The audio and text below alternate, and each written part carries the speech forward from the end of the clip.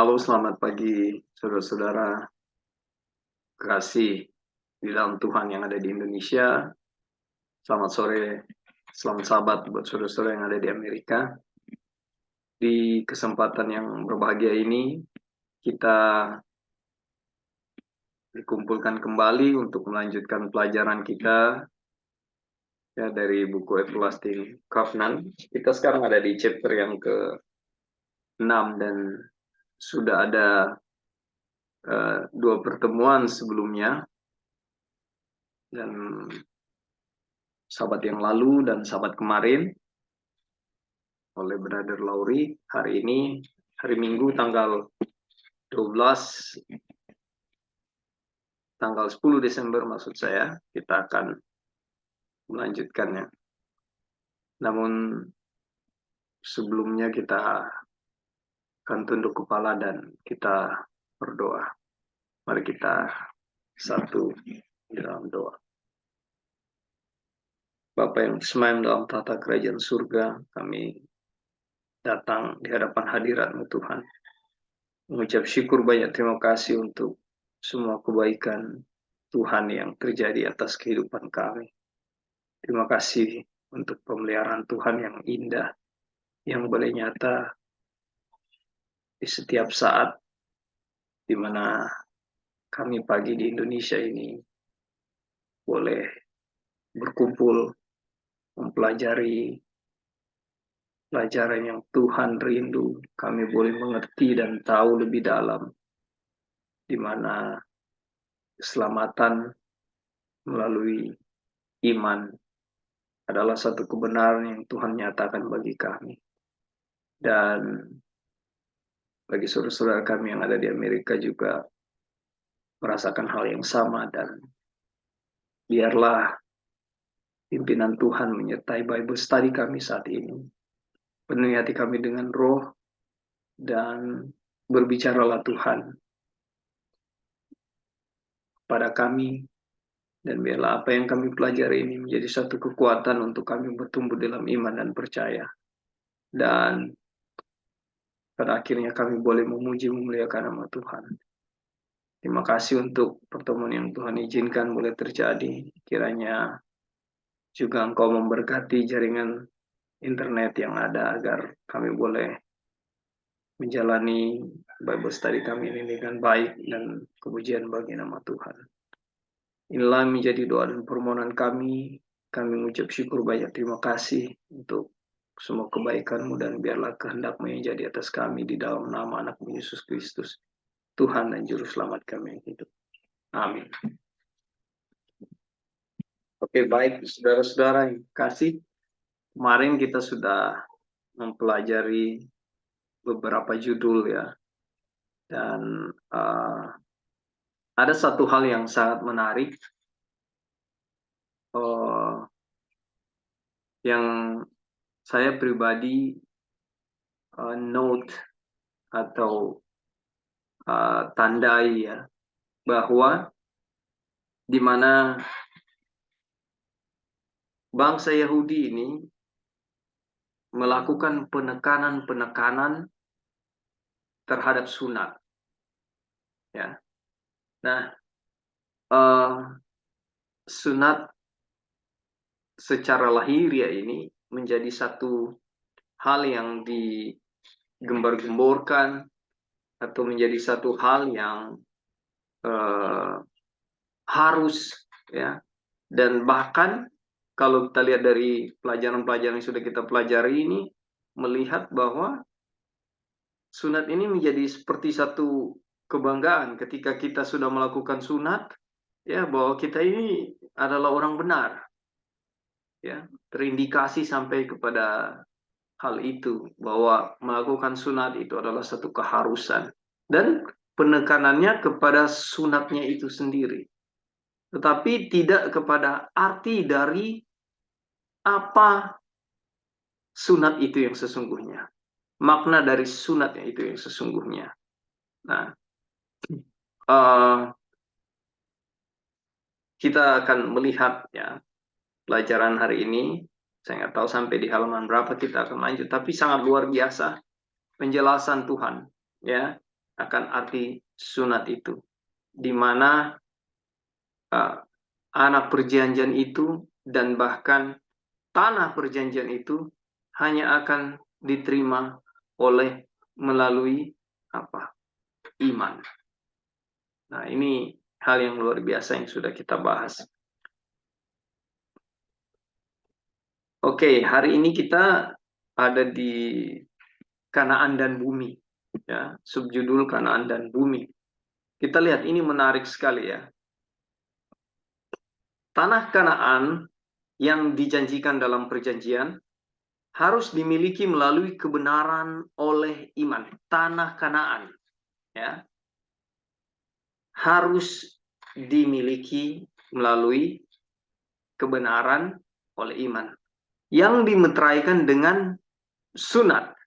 Nah, meterai perjanjian. Kalau kita hanya baca sekilas, ya, tanpa meminta tuntunan dan pimpinan Roh Tuhan, saudara-saudara, kita akan melihat banyak kebingungan di sini, ya, antara sunat ini harus atau sunat ini tidak, sunat ini tanda atau sunat ini sebenarnya hanya terlihat sebagai hal yang sia-sia. Buat apa ada sunat? Di bawah nanti ada beberapa pertanyaan-pertanyaan yang menjadi pertanyaan yang lumrah bagi kita semua. Nah, kita lihat ya sekali lagi. Dan kita akan melihat seberapa banyak yang terlibat dalam janji ini. Sebab janji bahwa dia akan menjadi pewaris dunia bukan kepada Abraham atau keturunannya melalui hukum, tetapi melalui kebenaran iman. Saudara-saudara, dari pelajaran sebelumnya, bahkan dari chapter 1, ini penekanannya kepada pencapaian kepenuhan Kristus di dalam diri kita, bahkan pencapaian ketika menerima tanah perjanjian itu, ya, hanya melalui kebenaran oleh iman. Kita diberitahu bahwa kebenaran oleh iman ini dalam ayat 11 dimeteraikan dengan sunat. Kita akan lihat ya, sebenarnya tidak akan menjadi satu kebingungan kalau kita melanjutkan pelajaran ini. Dan sunat adalah meterai perjanjian yang kita telah catat dalam Kejadian 17.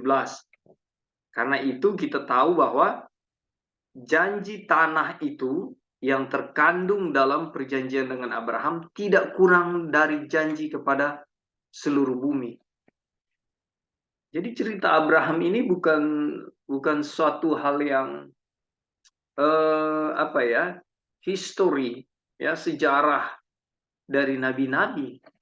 Tapi justru maknanya sangat dalam di mana kita lihat ujung-ujungnya sampai kepada generasi kita saat ini, seluruh bumi, ya, tentang perjanjian itu. Ketika kita sampai kepada penggenapan janji itu, kita akan melihat, ya, penggenapannya, ya, nanti, ya, kita akan melihat dengan lebih jelas bagaimana janji tanah Kanaan mencakupi kepemilikan akan seluruh bumi.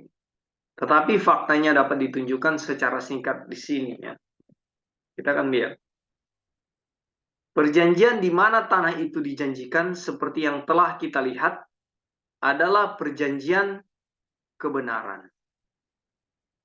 Dasarnya adalah kebenaran oleh iman. Kembali lagi, ya. Dari setiap kutipan kita lihat. Itu adalah perjanjian kekal. Menjanjikan warisan kekal bagi Abraham dan keturunannya, yang berarti bagi mereka adalah kehidupan kekal. Tetapi kasih karunia menguasai melalui kebenaran sampai hidup yang kekal hanya melalui Yesus Kristus, Tuhan kita. Hidup kekal hanya dapat dimiliki dalam kebenaran. Ini jelas ya. Tuntunan firman Tuhan, ya. Kita baca sejarah dari kejadian sampai kepada kematian Kristus di kayu salib. Ya. Jelas lagi sebenarnya jelas sampai di kematian Kristus. Ya. Dia mati menebus dosa kita. Ya, kalau Abraham di sini diberikan hadiah apa? Diberikan hadiah apa? Pengampunan dosa. Nah, datang kepada kita, kita memiliki warisan yang sama. Nah, hidup kekal hanya dapat dimiliki dalam kebenaran. Saudara-saudara, kita tidak ada pilihan lain atau dalil yang lain selain kehidupan kekal ini melalui Yesus Kristus. Makanya banyak sekali akhir-akhir ini saya lihat ya, lebih menjelang dekat kepada kedatangan Kristus. Di mana-mana slogan-slogan tentang akulah jalan kebenaran dan hidup itu semakin menggema. Ya. Dan saya percaya bahwa Tuhan sedang bekerja menuntun umat-umatnya untuk lebih menegaskan, bukan lebih menegaskan ya, lebih keras dikumandangkan bahwa akulah jalan kebenaran dan hidup. Karena di mana penyangkalan tentang Kristus ini luar biasa. Kalau saudara sering ada di YouTube ya atau di media-media yang lain, saudara lihat pertentangan antara Kristen dan non-Kristen ini luar biasa ya, di mana Yesus disangkal ya, dia hanya seorang nabi ya, tapi dia bukan Tuhan. Yesus disangkal dia yang mati di kayu salib itu bukan dia, tetapi ada yang menggantikan Tuhan, menggantikan nabi itu ya dengan seseorang. Jadi yang mati itu bukan Kristus. Ya. Tapi dari kecil kita di dalam kekristenan diajarkan dan kita melihat kebenarannya melalui kehidupan kita sehari-hari. Ya. Sehingga iman bertumbuh kepada kita dan kita percaya bahwa jalan keselamatan hanya melalui Kristus. Itulah kehidupan kekal itu. Hanya dapat dimiliki di dalam kebenaran Kristus. Nah, inilah yang sedang kita pelajari. Bagaimana kehidupan kekal itu kita terima, ya. Apa yang mendasari itu dan bagaimana kita menerima kehidupan kekal itu. Ya. Yang tidak bisa dirubah adalah hanya melalui Yesus Kristus. Oke, sejauh ini apakah ada masukan dari saudara-saudara? Ada tambahan atau mungkin ada penekanan lain? Silakan.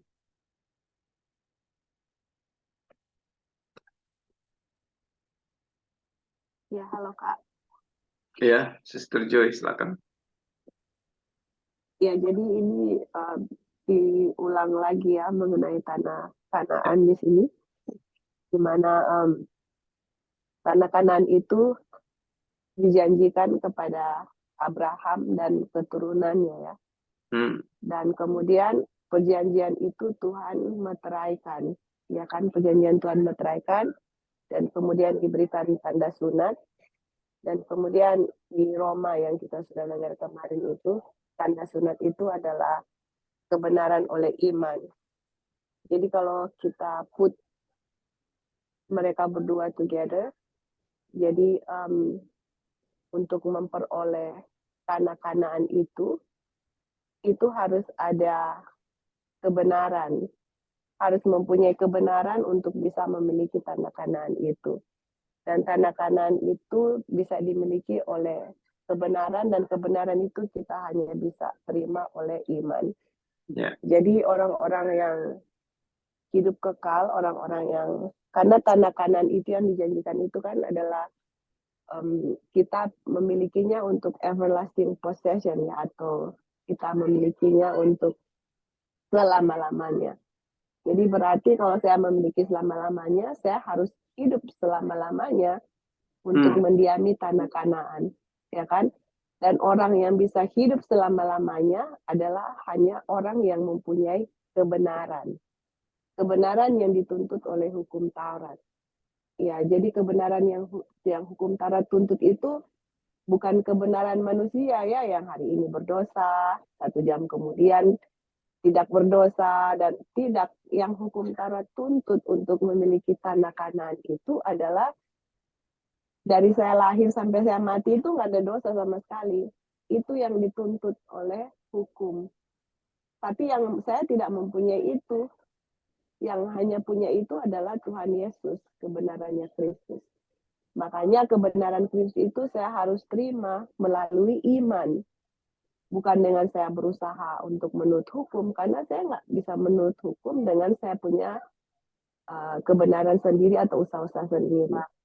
Harus dengan kebenaran Kristus saya terima dengan iman, supaya hukum itu bisa dituruti, dan hukum itu tetap menuntut perfect obedience atau perfect righteousness ya, untuk bisa memiliki tanah Kanaan yang bisa didiami itu untuk kehidupan kekal.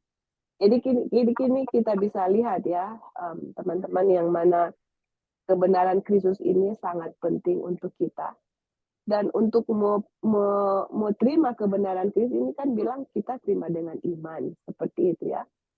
Nah sekarang waktu kita belajar pelajaran ini, terus sometimes kita jatuh lagi ya, terus kita berpikir, aduh Tuhan, ini gimana nih pelajarannya ya, istilahnya kita sudah belajar, terus jatuh dan jatuh, misalnya masih ada dosa yang kita bikin dan kegagalan dalam hidup, itu kenapa gitu. Jadi itulah, disitulah letak di mana kepercayaan kita, apakah kita benar-benar menerima akan kebenaran Kristus dengan iman. Bagaimana saya bisa menerima kebenaran Kristus dengan iman? Jadi di pelajaran sebelumnya itu adalah berkat yang akan kita terima itu adalah pengampunan dosa, itu kan yang Lali sudah bahas kemarin. Jadi pengampunan dosa itu adalah satu berkat yang Tuhan janjikan kepada kita di saat kita memohon pengampunan dosa akan kita kepada Tuhan. Tuhan akan memberikan dia punya kebenaran kepada kita. Karena Ellen White bilang ya, justification dengan pardon atau pembenaran dengan pengampunan dosa itu adalah sama. Jadi di saat kita mengaku dosa kita, itu forgiveness itu Tuhan memberikan kebenaran kepada kita, dan kita memberikan dosa kita kepada Tuhan. Dan di saat kita minta pengampunan dosa, kita harus yakin dan percaya bahwa kebenaran Kristus kita terima, dan dengan kebenaran itulah yang akan hidup di dalam diri kita untuk menyanggupkan kita menurut akan hukum-hukum Tuhan dengan sempurna ya, bukan hanya setengah-setengah atau hari ini saya turut besok enggak. Nah disitulah dalam pelajaran ini membangkitkan kepercayaan kita bahwa iman kita ya kepada Tuhan dari pertama sampai nanti kita akan belajar seterusnya, bahwa memang perjalanan ke surga Kak Opin bukan dengan yang lain-lain, hanya dengan iman. Itu iman itu. Dan kalau orang pikir, oh, masa sih iman pekerjaannya di mana, worknya di mana? Tanpa ada iman, worknya itu tidak akan ada. Jadi pas iman itu ada, worknya akan keluar secara natural atau otomatis akan keluar. Karena iman itu akan menghasilkan pekerjaan. Jadi di saat kita sudah mempunyai iman menerima kebenaran Kristus, kebenaran itu akan dinyatakan dalam kehidupan kita sehari-hari. Oke Kak, mungkin itu aja tambahannya. Thank you. Iya, terima kasih Sister Jo. Jadi benar, inilah yang apa namanya kita lihat dari tidak lari bahwa kebenaran hanya melalui Kristus, ya, tetapi juga tentunya melalui Kristus dan iman, ya. kebenaran Kristus yang kita miliki dan keselamatan itu melalui iman. Kita terima tanah perjanjian itu melalui iman, ya. Kita diberkati, ya, melalui pengampunan dosa, ya, itu melalui iman. Dan semua ini tidak mengabaikan hukum yang ada. Justru kalau kita belajar dari buku-buku sebelumnya yang sudah pernah kita bahas, salah satu adalah Glad Tidings atau kabar kesukaan, ya. Di situ hukum tidak dibatalkan. Justru orang yang memiliki iman otomatis selaras dengan kebenaran hukum itu, nggak lari. Yang membedakan adalah ketika kita mengusahakan penurutan hukum itu, ya, di situ aja yang membedakan. Kita mengusahakan penurutan hukum itu dengan kita yang bertumbuh dengan iman, penurutan hukum secara otomatis terjadi. Ini luar biasa. Terima kasih tambahannya ya, Sister Joy. Kita tahu ada banyak gejolak di dalam kehidupan sehari-hari kita yang sudah kita lewati dan akan kita lewati ke depan. Tapi disinilah di dalam proses yang sama inilah pertumbuhan iman itu terjadi ketika kita terus bergantung kepada Tuhan, kita terus melihat kebenaran ini, dan pelajaran ini begitu penting, saudara-saudara. Dan seperti kita lihat pada kenyataannya, tidak terlalu banyak orang yang suka akan pelajaran ini. Kenapa? Saya bertemu sahabat yang lalu, saya bertemu dengan seorang anak muda, dan saya membahas sedikit tentang pembenaran oleh iman. Dan dia waktu itu posisi ada di saya berkunjung ke rumahnya, dan dia posisi ada di dalam kamar, tapi suara pembicaraan saya dengan ayahnya begitu suara kita begitu keras, dan saya percaya dia di dalam mendengarkannya, karena tiba-tiba ketika saya membahas itu dia keluar dan bilang, boleh saya bergabung. Lalu ketika dia posisi ada di luar, saya bicara lagi dengannya, oh iya silakan kalau mau bergabung, bisa minta nomor telepon dan saya akan add di grup untuk mempelajari pelajaran pembenaran oleh iman. Saya ulangi lagi penjelasan tentang pelajaran pembenaran oleh iman. Ini yang kita bahas, kabar malaikat ketiga. Tiba-tiba dia bilang, oh saya pikir ini tentang nubuatan. Gitu. Lalu saya terdiam dan dia menjelaskan pendapatnya bahwa saya pikir, menurut saya, dia bilang begitu. Untuk menjelang kedatangan Tuhan ini, kita harus mengabarkan kepada dunia. Dan untuk mengabarkan kepada dunia, kita harus memiliki pengetahuan tentang nubuatan. Nah, saya menyimpulkan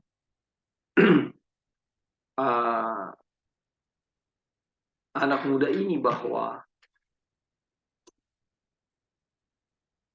dia membutuhkan informasi yang banyak tentang nubuatan, ya, tentang sejarah, agar supaya dia bisa mengabarkan kebenaran kepada orang lain. Tapi saya bicara dengan dia, saya sampaikan kepada dia bahwa betapa pentingnya pelajaran pembenaran oleh iman ini, ya, dimana ketika kita terbentuk, ya, dalam iman kita, segala sesuatu akan selaras. Ya. Saya singgung tentang buku Glad Tidings, itu kabar kesukaan. ketika kita mempelajari buku Galatia ini, kita akan melihat seluruh Injil. Ya, kita akan melihat seluruh isi Alkitab dengan jelas. Nah, jadi saya berkesimpulan bahwa banyak orang yang sebenarnya juga belum tahu dan mengerti tentang pembenaran oleh iman. Tapi banyak juga orang yang menolak atau tidak tertarik ya. Kalau bilang menolak terlalu ekstrim ya. Tapi tidak tertarik. Waktu saya menjelaskan kebetulan keluarga itu bapak di rumah itu adalah ketua jemaat ya. Nah, saya berbicara dengan beliau, dia sangat istilahnya, dia mengangguk-angguk ketika saya bicara tentang pembenaran oleh iman. Dan dari cara dia menanggapi apa yang saya sampaikan, saya melihat bahwa beliau ini belum mendapat pelajaran ini. Dan saya rindu sekali untuk membagikan kepada mereka. Ya, jadi saudara-saudara, pelajaran yang tidak menarik ini untuk beberapa orang adalah satu pelajaran yang menuntun kita untuk bertumbuh di dalam iman. Ya. Dan ketika kita bertumbuh di dalam iman, kita melihat keseluruhan isi kebenaran Injil ini. Dan kita lihat di sini ada lanjutan untuk kita baca ya. Nah, lebih lagi karena janji itu adalah untuk Abraham dan juga untuk keturunannya. Dan Abraham telah diyakinkan bahwa dia akan mati jauh sebelum warisan itu diberikan. Terbukti bahwa warisan itu hanya dapat diperoleh melalui kebangkitan yang terjadi pada kedatangan Tuhan ketika kehidupan kekal diberikan. Saudara, di sini dibilang bahwa warisan itu akan dapat diperoleh melalui kebangkitan. Ini saya melihat dua arah, ya. Melihat dua arah. Maaf, bukan dua arah, dua sisi yang sinkron, ya. Ketika kita nanti pada kedatangan Tuhan yang kedua kali, kita bangkit, ya. Orang-orang yang mati, ya. Kita tahu bahwa di nubuatan pelajarannya ada orang-orang yang masih hidup sampai kedatangan Tuhan. Tapi ada orang-orang yang mati, ya, yang diistirahatkan oleh Tuhan. Dan ketika kita bangkit pada kedatangan Tuhan, ya, kita menerima kehidupan kekal. Ya. Tapi saudara-saudara lihat, ketika setan dikalahkan di kayu salib melalui kematian Kristus, ya, kemenangannya di mana, saudara-saudara? Kristus bangkit. Ya, jadi kita lihat kebangkitan ini, ya. Itu yang saya lihat ya. Kita lanjut ya. Tetapi kedatangan Kristus adalah pada waktu pemulihan segala sesuatu yang telah Allah katakan melalui mulut semua nabinya yang kudus sejak dunia jadikan. Kisah 3 ayat 21. Oleh karena itu, kita tertutup terhadap kenyataan bahwa warisan kebenaran yang dijanjikan kepada Abraham sebagai milik kekal yang dapat diperoleh melalui kebangkitan pada kedatangan Tuhan adalah bumi yang baru di mana terdapat kebenaran yang kita nantikan sesuai dengan janji Tuhan. Kalau kita melihat ya saudara-saudara dari peristiwa setelah Kristus datang, ya, di mana nanti ada masa 1000 tahun setan dirantai dan setelah itu bumi yang baru turun, ya, dan kita akan mendiami bumi yang baru. Kutipan-kutipan Roh Nubuat jelas mengatakan kita akan melakukan kehidupan di sana, bercocok tanam yang membedakan tidak ada malam, tidak ada air mata, ya. Suatu kehidupan Eden yang indah. Ini tanah tanah, bumi yang baru, tanah yang dijanjikan, tanah Kanaan yang dijanjikan kepada kita. Saudara, selama menjalani kehidupan di dunia ini, ya, kita lihat kepenatan hidup, ya, tekanan sana sini, ya, permasalahan sana sini, datang silih berganti, dan we have to face that. Kita harus deal dengan itu, kita harus berhadapan dengan itu. Ya, sebagian orang jatuh, sebagian orang gagal, ya, sebagian orang pun berhasil ketika menyerahkan hidup mereka, menggantungkan kehidupan mereka kepada Kristus, ya, di dalam menghadapi semua kenyataan hidup dan problema. Bukankah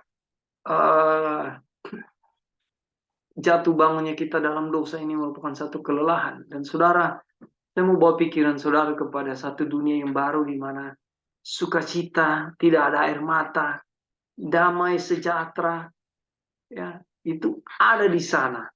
Dan bukankah itu satu kerinduan kita, saudara-saudara? Ya, capek benar hidup di dunia ini, dan ini bukan rumah kita yang sebenarnya setelah jatuh dalam dosa. Ya. Padahal bumi ini dibentuk betapa indahnya, ya, Taman Eden disiapkan buat kita untuk menjalani kehidupan, namun manusia pertama gagal.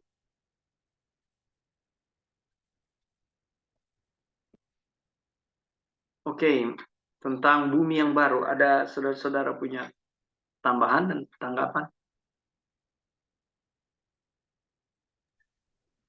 Iya, Kak. Ya, Bisa dengar? silakan. Setuju. Oke.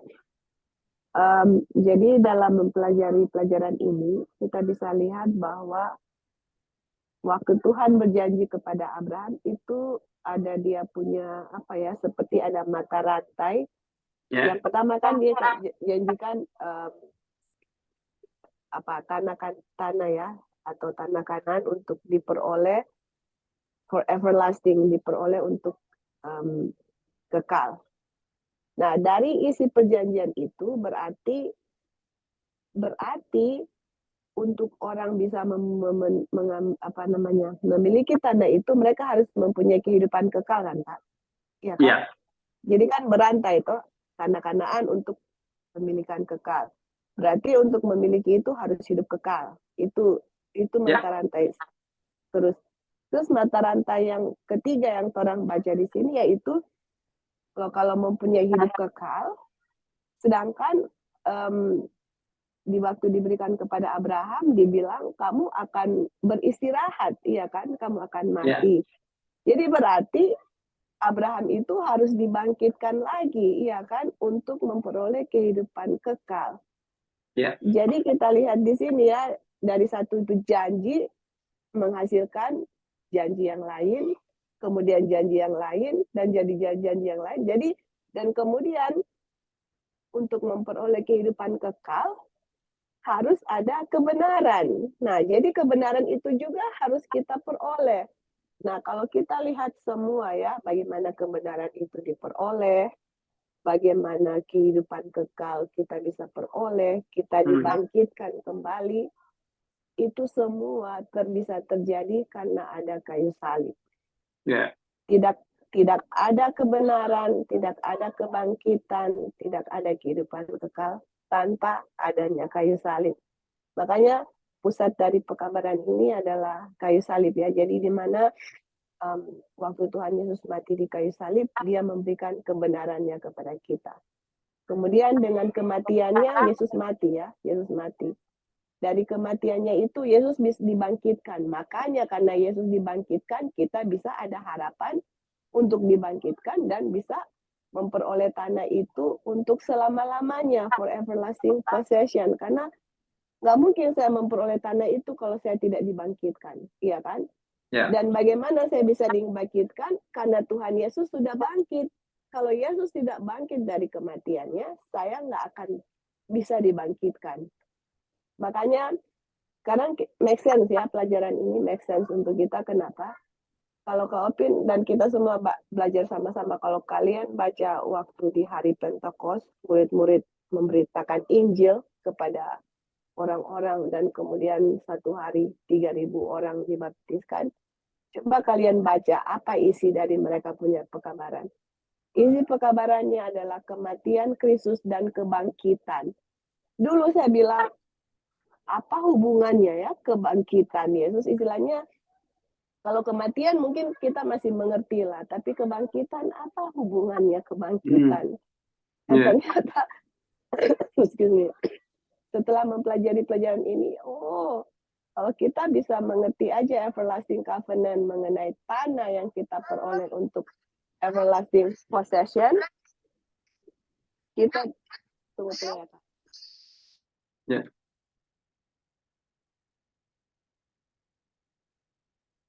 Halo Joey. Ya sorry. Jadi kalau kita bisa mengerti saja pelajaran everlasting covenant adalah tanah yang kita peroleh untuk selama-lamanya, dan orang yang memperoleh itu orang yang harus memperoleh hidup kekal, dan untuk hidup kekal itu harus dibangkitkan dulu kalau orang mati, dan kalau Tuhan Yesus nggak bangkit, orang juga nggak bangkit, baru kita bisa connect di mana Tuhan Yesus punya makna kebangkitan, at least untuk poin ini ya, dan makna itu kan ada banyak juga dia punya. Jadi untuk poin ini, oh iya, jadi ternyata ini dia punya koneksi. Jadi, dan ini juga yang akan menjadi pekabaran yang akan kita berikan nanti kepada dunia, gimana kebangkitan Kristus itu menjadi bermakna karena tanah yang kekal itu akan kita peroleh, dan peroleh itu adalah untuk orang-orang yang bisa hidup kekal, dan kalau mereka mati punya harapan dibangkitkan karena Tuhan Yesus juga dibangkitkan. Oke Kak, thank you. Ya. Jadi benar sekali ya. Sebenarnya everlasting covenant ini atau perjanjian kekal ini penekanannya justru di mana salib ditinggikan. Ya. Terima kasih untuk tambahannya, Sister Joy. Jadi benar apa yang disampaikan tadi. Dan rangkaiannya jelas ya, makanya sebenarnya satu berkat buat kita ya ketika pelajaran ini diulang-ulangi dan kita dapat kesempatan mau belajar bersama-sama. Kita melihat kebenaran Tuhan ini. Ini satu hal yang menurut saya pribadi adalah berkat sebenarnya ya. Jadi rangkaian dari Eden, kayu salib, tanah perjanjian, ini semua nyata. Dan tanpa kayu salib, yang seperti tadi dijelaskan oleh Sister Joy, ini kita nggak kemana-mana. Ya, kita nggak kemana-mana. Oke, kita lanjut ke judul berikut.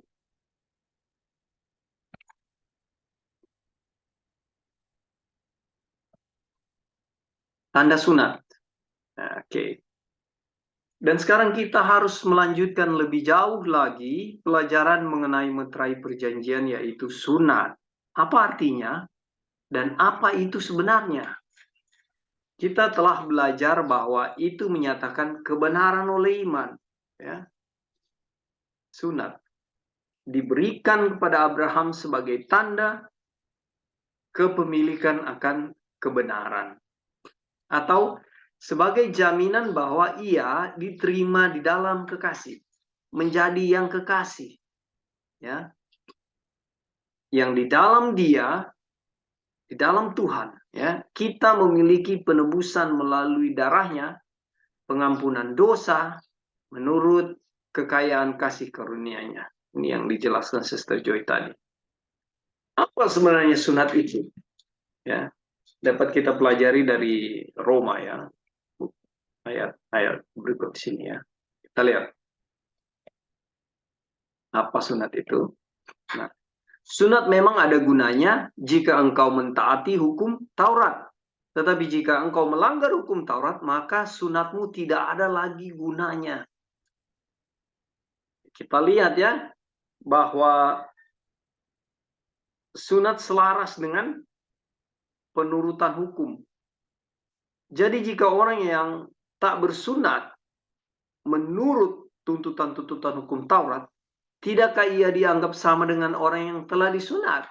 Nah, kita akan lihat nanti di bawah penjelasannya.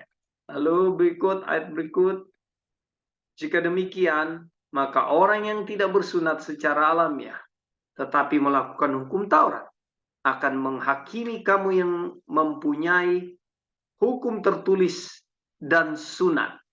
Tetapi yang melanggar hukum Taurat, ya, bagaimana?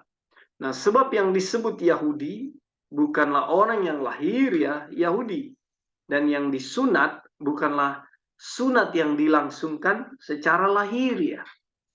Tetapi orang Yahudi sejati ialah dia yang tidak nampak keyahudiannya.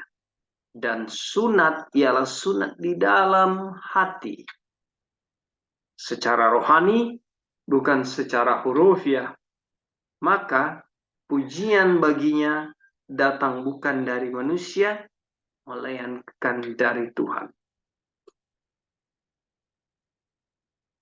Pujian artinya berkat, saudara-saudara. Jadi bukan ini Roma 2 ayat 25 sampai 29 ini jelas sekali ya. Kita melihat sunat itu apa. Ada tambahan tentang sunat ini saudara-saudara? Sebelum kita ke judul berikut. Sini jelas ya, jelas.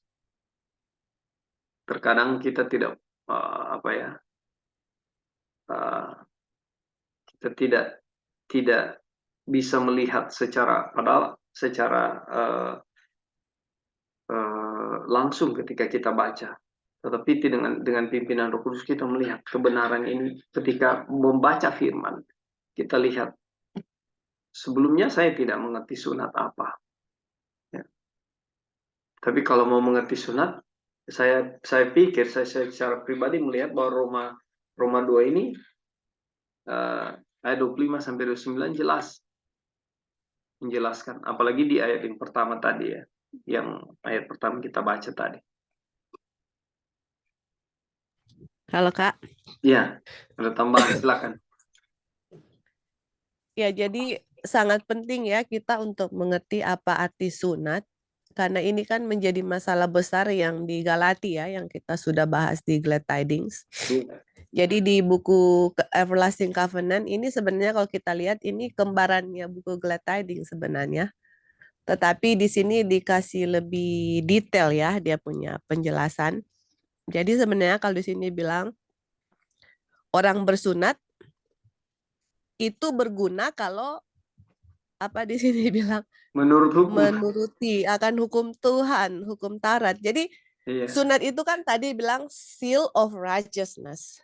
Iya. Kan circumcision itu meterai kebenaran. Jadi kalau kita sudah menerima kebenaran, kalau kita connect semua ya, berarti otomatis hukum Taurat itu akan dituruti. Nah, itulah sebenarnya tanda ya, tanda sunat. Tapi misalnya pun ke opin orang laki-laki tidak disunat. Tetapi menurut hukum Tuhan, itu kan sama dengan disunat di dalam ya. Karena kan sunat itu adalah tanda menuruti sunat itu adalah meterai kebenaran, dan kebenaran itu kalau orang itu benar itu secara hukum dia menuruti hukum Tuhan secara perfect ya. Itulah itu jadi misalnya ya kayak kalau kita lihat dalam contoh sehari-hari kita pikir apa itu ya kayak sunat itu tanda apa. Jadi mungkin terpikir ke kita tidak tahu, mungkin ada contoh yang lebih bagus yaitu misalnya orang menikah misalnya. Terus ada dia punya tanda misalnya ada pakai cincin ya misalnya. Jadi apakah misalnya Kak Opi nggak pakai cincin misalnya, ini contoh lah ya, contoh nggak pakai cincin. Apakah itu berarti tidak menikah? Seperti itu. Jadi sekarang menurut hukum, jadi kalau tidak disunat, apakah orang itu menurut hukum ya, ini menurut hukum. Terus apakah karena dia tidak disunat itu, dia itu karena untuk masuk dalam kerajaan surga kan harus ada righteousness. Jadi apakah harus disunat untuk bisa masuk dalam kerajaan surga? Nah, bagaimana kalau orang itu menurut hukum tanpa disunat? Di mata Tuhan, dia itu sudah disunat di dalam, inwardly, not outwardly.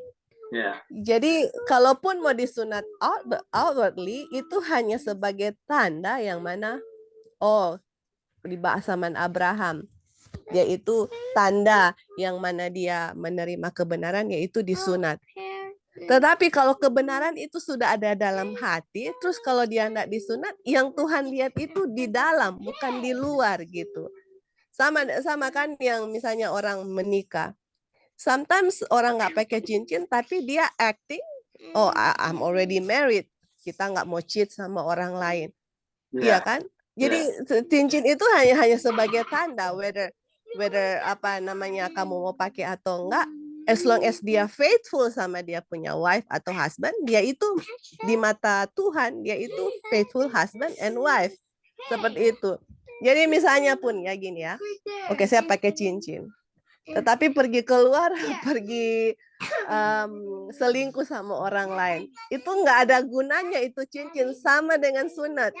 Mau bersunat tapi melanggar hukum, tidak ada arti sunat itu sebenarnya, dan sunat itu tidak menyelamatkan. Ya, mungkin itu hanya contoh yang saya bisa pikir apa kira-kira ya contoh untuk bisa mengerti akan makna sunat itu sendiri. Jadi cincin itu akan berguna kalau suami atau istri itu faithful sama dia punya pasangan. Mau pakai cincin terus berselingkuh, nggak ada gunanya. Sama dengan sunat. Orang mau bersunat, itu akan ada maknanya sama Tuhan kalau 10 hukum dituruti. Tapi kalau mau bersunat, bilang, oh kamu harus sunat supaya kamu selamat, tapi tidak menurut hukum, nggak ada dia punya guna ya. Jadi mau sunat, mau nggak sunat, it doesn't matter. Yang Tuhan lihat itu penurutan hukum. Tapi penurutan hukum itu hanya bisa diperoleh kalau ada kebenaran Kristus dalam kita. Kebenaran Kristus itu bisa diperoleh kalau ada pengampunan dosa. Ini yang tadi ya di atas. Pengampunan dosa, dan pengampunan dosa itu bisa terjadi karena ada kayu salib. Oke, thank you Kak. Menarik sekali ya, dia punya contoh lain, yaitu cincin kawin ya. Pernikahan atau hubungan rumah tangga. Jadi sangat sinkron. Terima kasih Sister Joy untuk contohnya, dan benar demikian. Jadi ada gambaran kita mau pakai cincin kawin tapi kehidupan rumah tangga kita amburadul, tetap di mata Tuhan adalah bukan suatu hal yang bernilai ya, karena pelanggaran dosa. Mau disunat tapi pelanggaran kehidupan kita orang yang disunat ini amburadul ya, seperti itu contoh yang sudah dijelaskan tadi, sangat sangat sederhana dan jelas. Jadi kita lihat hal sunat ini. Oke, ada tambahan yang lain?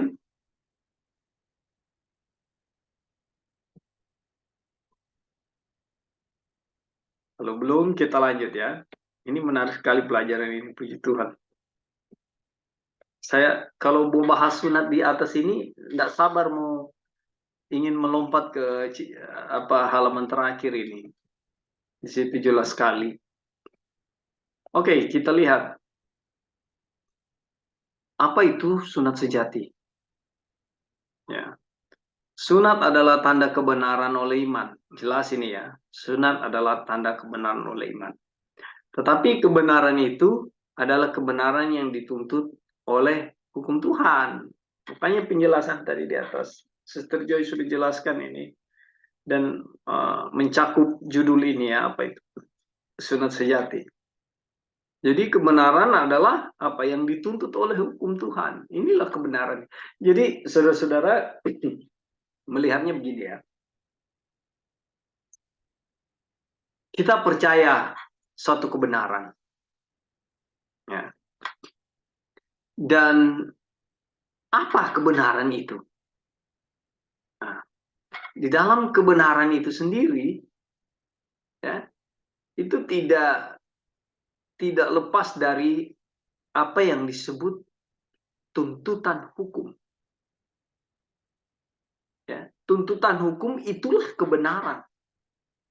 Jadi lebih gampang kita melihat kebenaran itu ya. Karena kalau kita bicara tentang Bible study, nah, ada kebenaran baru, ada apa namanya, apa istilahnya? Ya, ada hal yang disebut kebenaran baru. Ada kebenaran ini, ada kebenaran itu, ya. Kebenaran adalah tuntutan hukum Tuhan. Itulah kebenaran yang sebenarnya. Nah, kita lihat apa itu sunat sejati ya. Sunat tidak pernah berarti apa-apa kecuali hukum ditaati. Sister Joy sudah jelaskan. Kenyataannya menurut hukum adalah sunat yang nyata. Jadi penurutan kepada hukum itu itulah sunat yang nyata. Nah, Tuhan membutuhkan kebenaran di bagian dalam. Jadi, saudara, apa ya? Saya coba mengingat-ingat ada statement yang sering kita gunakan. Contohlah, ketika setiap pagi hari Sabat jam 8.30 atau mungkin jam 8 saya sudah siap ya, dengan baju yang rapi, saya menenteng Alkitab di tangan saya untuk ke gereja. Ya. Tetangga-tetangga saya melihat. Lalu ketika saya berbicara dengan tetangga-tetangga saya terlihat bahasa saya rohani. Ya. Tetapi pada keadaan yang sama juga, saya di dalam rumah teriak-teriak kepada anak-anak saya, teriak-teriak kepada istri saya, bahkan saya mengeluarkan kata-kata makian. Ya. Ini contoh yang sama yang diberikan tadi Sister Joy tentang hal hubungan menikah, ya, dan contoh yang di Roma 25-29 jelaskan. Ya. Jadi bukan lahiriah, ya, bukan show up, ya, bukan hal-hal yang kita tunjukkan kepada orang yang Tuhan mau lihat. Ya. Ini semua tipuan, ini semua ketidakbenaran. Tetapi Tuhan membutuhkan kebenaran di bagian dalam. Jadi kalau saudara-saudara pernah dengar istilah inner beauty, ya, cantik dari dalam, ya, kecantikan di dalam. Ini yang kita mau lihat, ya. Pertunjukan lahiriah tanpa kebenaran di dalam adalah kekejian baginya. Kekejian bagi Tuhan, saudara. Jadi kalau kita mau tenteng Alkitab, orang lihat kita ke gereja, dan Alkitab yang kita pegang itu, ya, kita aminkan, bahkan kita mendapat kekuatan melalui kebenaran dari Alkitab kita itu, ya, sehingga yang keluar di kehidupan kita sehari-hari, entah di dalam rumah tangga atau bahkan di masyarakat umum, sama, ya, tidak ada perbedaan. Kita lemah lembut di dalam rumah tangga, kita lemah lembut di dalam bersosialisasi dengan orang, masyarakat. Nah, ini bukan pertunjukan lahiriah, ya, tapi memang benar-benar di dalam diri kita ada kebenaran itu. Hukum harus ada di dalam hati, atau surat yang sebenarnya tidak akan ada. Jelas sekali, saudara. Jadi kalau saya mau terjemahkan bahwa penurutan hukum itu, ya, adalah sunat. Tetapi hukum dapat ada di dalam hati hanya oleh kuasa Tuhan melalui Roh. Tunggu dulu, kita bicara-bicara hukum, ya, kita bicara-bicara sunat, dan kita bicara-bicara bahwa sunat yang sebenarnya adalah penurutan hukum. Tapi bagaimana hukum itu ada di dalam hati? Ini penting, ya. Jadi hukum itu ada dalam hati oleh karena kuasa Tuhan melalui Roh. Ini penting, saudara. Sehingga ini menepis bahwa usaha apapun dari kita, ya, Ya, ini jelas sekali, puji Tuhan. Ya. Lebih hari ya, sini ada Sister Joy dan ada Lauri. Lebih hari kita lebih dituntun kepada kejelasan. Ya, ingat apa namanya perbantahan di Bible Study waktu-waktu yang lalu tentang kita harus cari Tuhan, kita harus belajar firman Tuhan, kita harus renungan pagi, harus cari Tuhan. Itu dibantah saudara-saudara dengan pelajaran-pelajaran yang lebih lanjut kita pelajari. Ya, ini membantah bahwa hukum ya ada di dalam kita dan kita dibenarkan oleh Tuhan karena apa? Kuasa Tuhan melalui Roh, bukan usaha saudara mencari Tuhan, bukan usaha saudara untuk saya harus baca firman Tuhan, saya harus renungkan kebenaran firman Tuhan ini, saya harus mencari Tuhan karena saya terpisah dengan Tuhan karena saya berdosa. Saudara, ya, puji Tuhan, kebenaran itu jangan diputarbalikkan. Ya, puji Tuhan karena Tuhan tunjukkan kebenaran itu sejati. Ya, saya hari ini secara pribadi ya mendapat lagi suatu kekuatan bahwa yang pernah kita bahas dulu, yang pernah dipurpose oleh sahabat kita dulu, bahwa itu bukan kebenaran. Ya.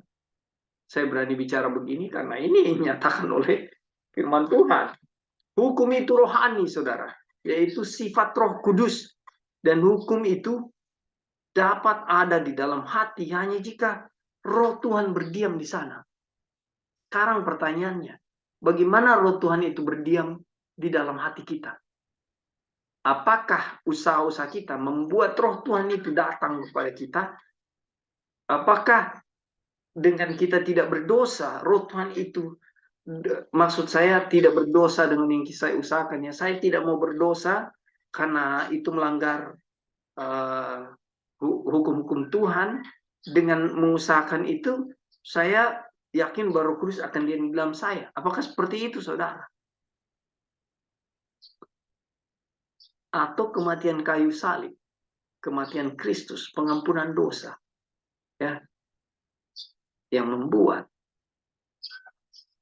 saya ini bisa terhubung dengan Tuhan. Jadi ini luar biasa. Oke, ada tambahan di sunat sejati. Ini menarik sekali ya. Halo, Kak. Ya, silakan Sister Joy. Menarik ya. Jadi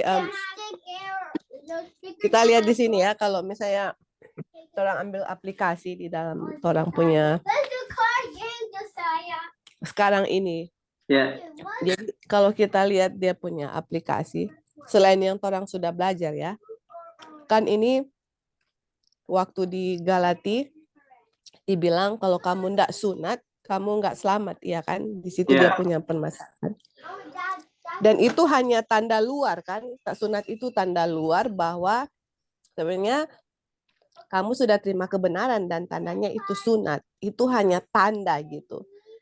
Nah, yang itu kan tanda di luar yang istilahnya manusia bisa lihat.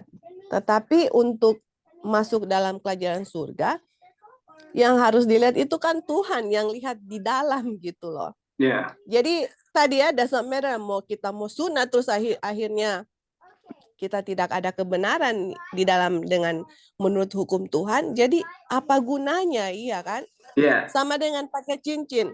Kopin mau pakai cincin 24 jam satu hari nggak mau lepas, tapi istilahnya pergi selingkuh sama orang lain, ya apa gunanya gitu? Malah kayak misalnya kalau kita jadi punya suami begitu pakai cincin, oh saya pakai cincin nih, saya kawin nih, terus pergi keluar main sama orang lain, saya sebagai istri akan malah jadi kayak apa ya, kayak jijik, kayak mau kasih tunjuk kasih tunjuk kawin pakai cincin.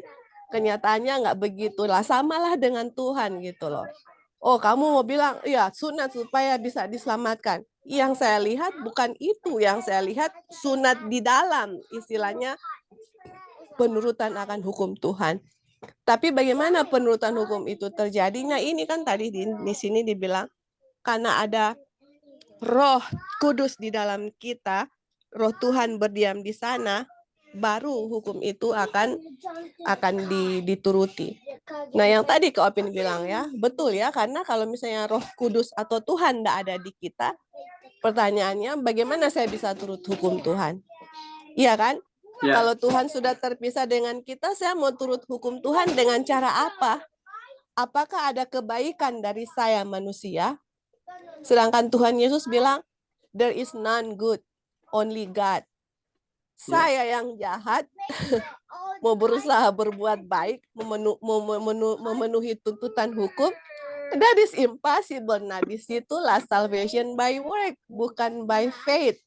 Jadi, dalam mempelajari kebenaran oleh iman, kita sama sekali tidak bisa memisahkan Tuhan, karena Injil itu, the mystery yang Lali sudah bahas itu, misteri itu adalah God, Christ in you, Kristus dalam kita, itu misteri, itu Injil. Makanya Rasul Paulus bilang gini ya, kalau sampai ada malaikat pun, manusia atau malaikat memberitakan Injil yang lain, itu terkutuk loh. Kenapa? Kita lihat di jemaat Galati, waktu mereka menerima Injil palsu, mereka itu kembali lagi ke penyembahan berhala gitu. Sama kalau kita menerima Injil palsu, mungkin kita nggak sembah-sembah berhala, tapi saya sembah-sembah diri saya, yang mana saya mempunyai kuasa untuk bisa menurut hukum Tuhan.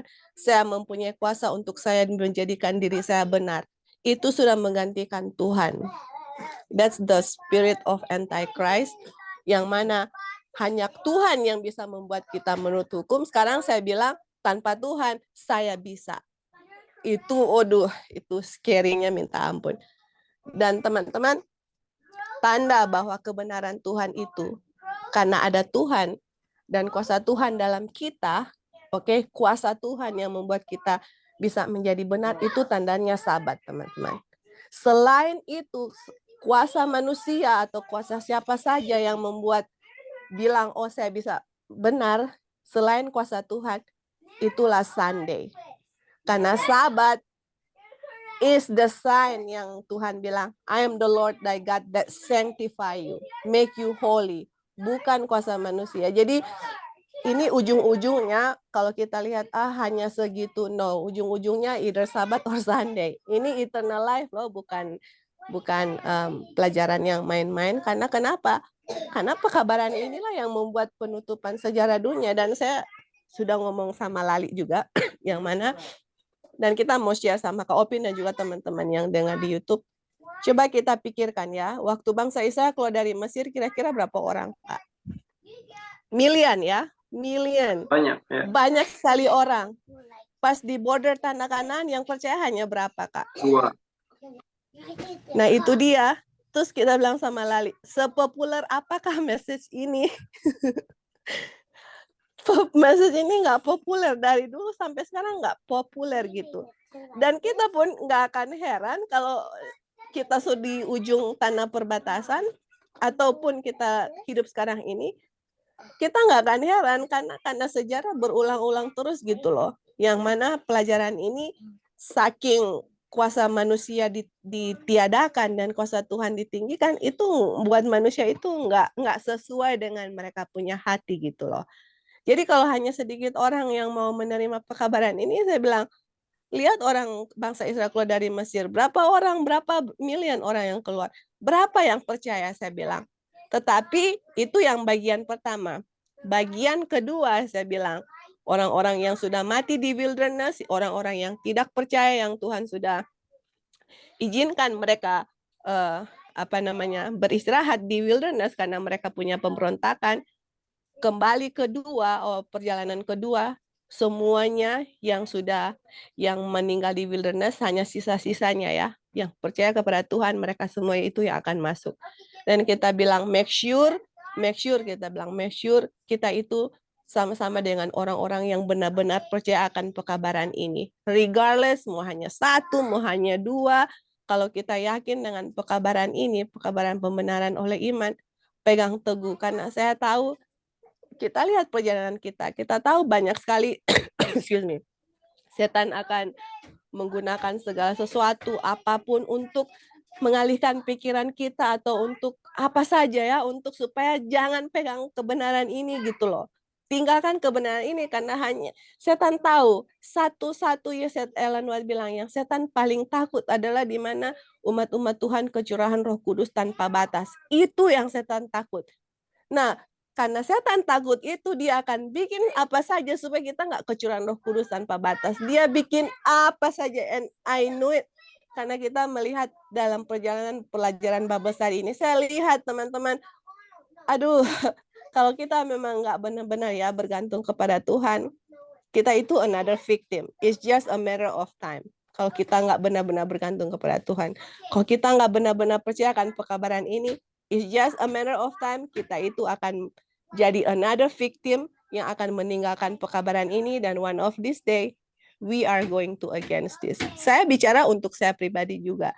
Jadi dengan pekabaran ini ya kita tetap dikuatkan berjalan terus walaupun banyak banyak tantangan, tetapi saya yakin dan percaya kalau kita benar-benar bergantung kepada Tuhan, kita akan melihat hasilnya ya. Sooner or later akan bisa melihat hasil dari pekabaran yang Tuhan berikan kepada kita. Oke, thank you Kak. Amin, amin. Puji Tuhan. Terima kasih, Sister Joy. Tambahan. Ya, Brother Lauri silakan.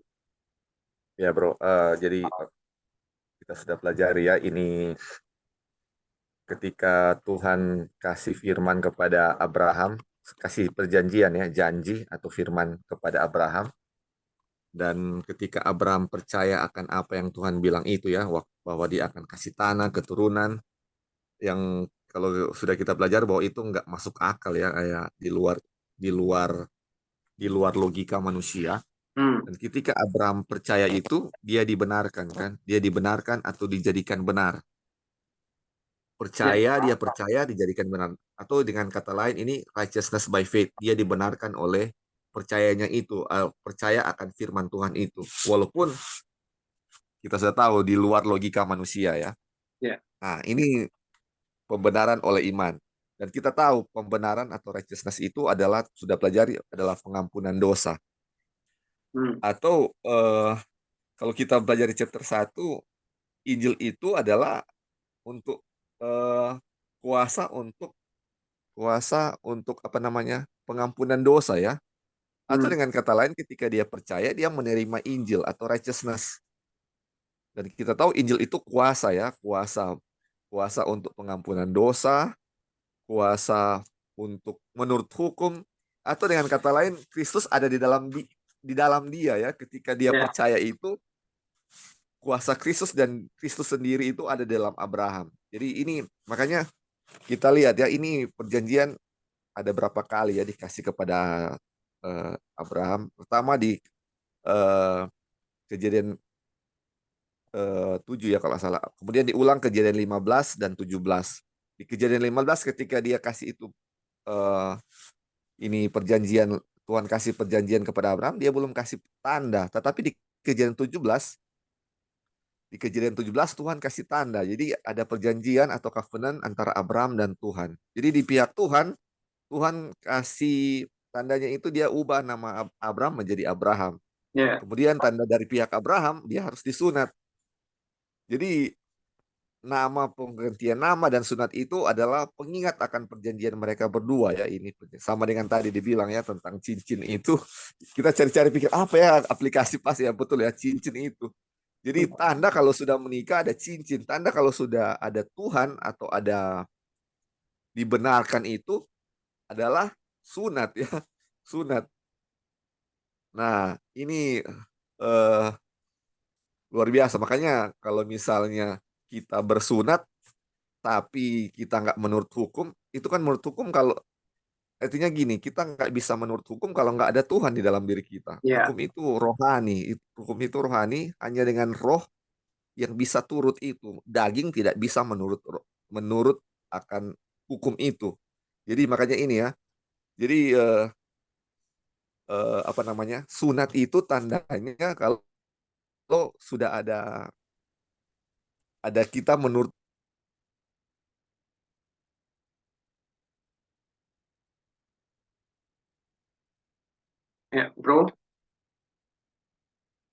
agak hilang suara ya. Jadi gimana kita menurut hukum kalau nggak percaya? Jadi kembali lagi ke imannya ini. Bagaimana kita percaya?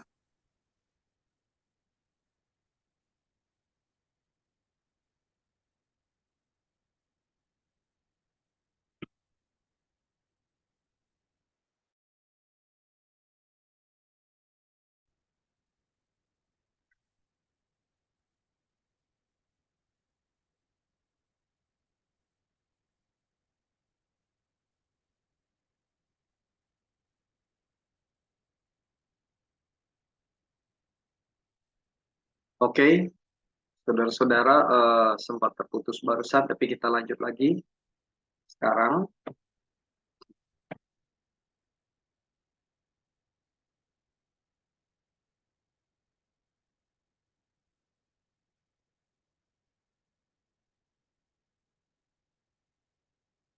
Oke, baik, terima kasih tambahan dari Brother Lauri tadi. Jadi penekanannya adalah bahwa percaya. Ya. Kita melihat ya, ini judul kecil ini, apa itu sunat sejati, luar biasa sekali dia punya apa namanya penekanan di sini. Jadi jelas. Oke, baik, kita lanjut kepada subjudul yang berikut ya. Maaf, masih di subjudul yang sama. Ini lanjutan kutipannya.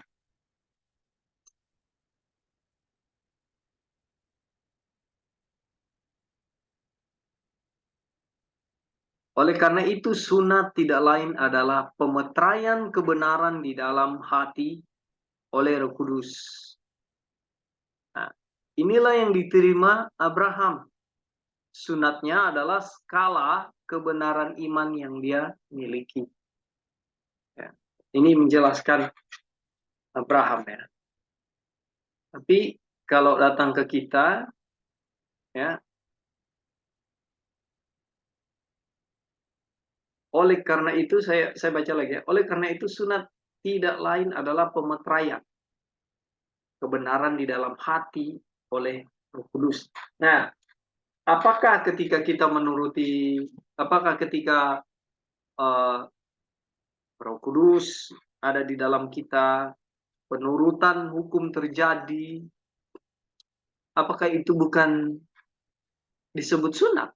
Nah, itulah yang sunat sejati yang kita bahas di sini. Ya. Penurutan ya pada hukum Tuhan. Ya, oleh karena Roh Tuhan berdiam di dalam kita. Ya. Inilah sunat. Dan kita akan lihat kutipan lanjutnya. Inilah yang diterima Abraham, sunatnya adalah skala kebenaran iman yang dia miliki. Adalah dengan kebenaran oleh iman, Abraham akan mewarisi milik yang dijanjikan itu. Karena itu, sunat adalah jaminan warisannya. Oke, kita lihat kutipan lanjut. Ini ayat di Efesus 1. Ya. Sebab di dalam Dia dan oleh darahnya kita beroleh penebusan itu. Ya. Yaitu pengampunan dosa menurut kekayaan kasih karunia-Nya. Di dalam Dia kami mendapat warisan yang dijanjikan. Di dalam Dia kamu juga, karena kamu telah mendengar firman kebenaran, yaitu Injil keselamatanmu.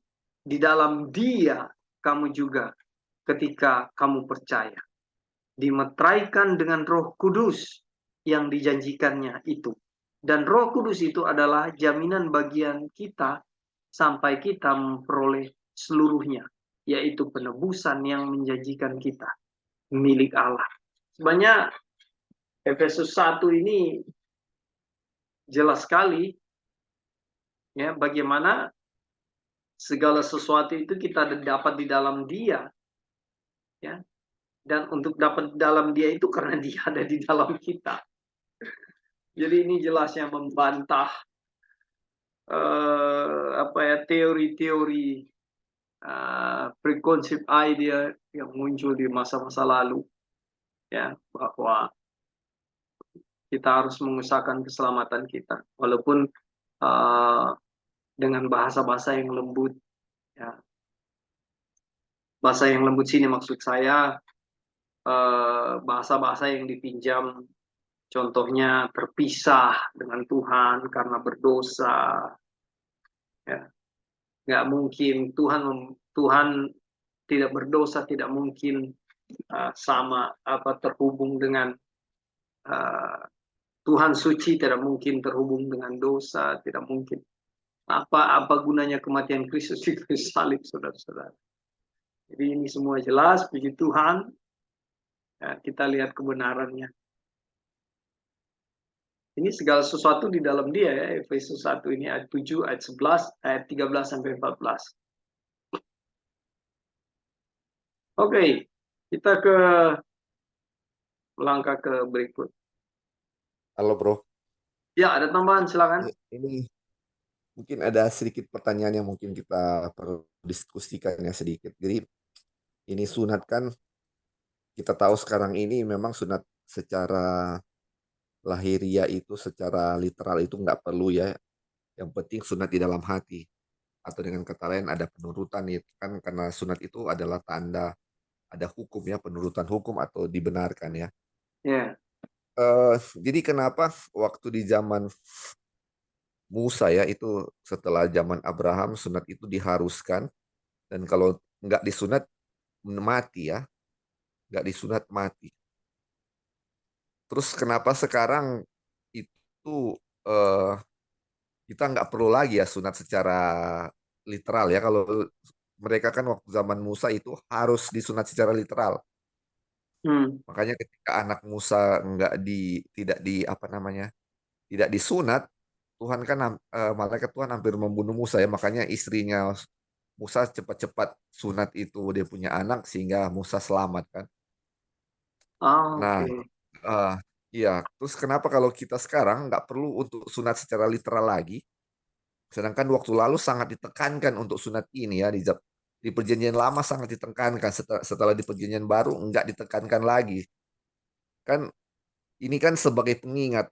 Jadi mungkin kalau apa salahnya kalau disunat diharuskan supaya mengingat akan perjanjian Tuhan ini kan? Kenapa nggak diharuskan lagi sama seperti dulu atau gimana itu seperti apa? Mungkin bisa itu bro. Ya Oh, punya pertanyaan. ya menarik sekali ini ya. Kenapa di zaman bangsa Israel dulu penekanan sunat ini wajib? Kalau tidak artinya kematian ya. Nah, sementara kalau di saat kita ini melalui pelajaran ini juga kita melihat bahwa kita tidak penting harus disunat ya, dalam tanda kutip ya. Karena di atas pembahasan tadi buat apa disunat lalu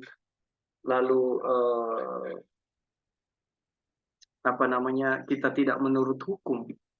Tapi kita lihat semua di sini ya, bahwa penjelasan tentang sunat ini tidak harus kita lakukan saat ini, ya, atau penjelasan tentang bahwa apa gunanya disunat lalu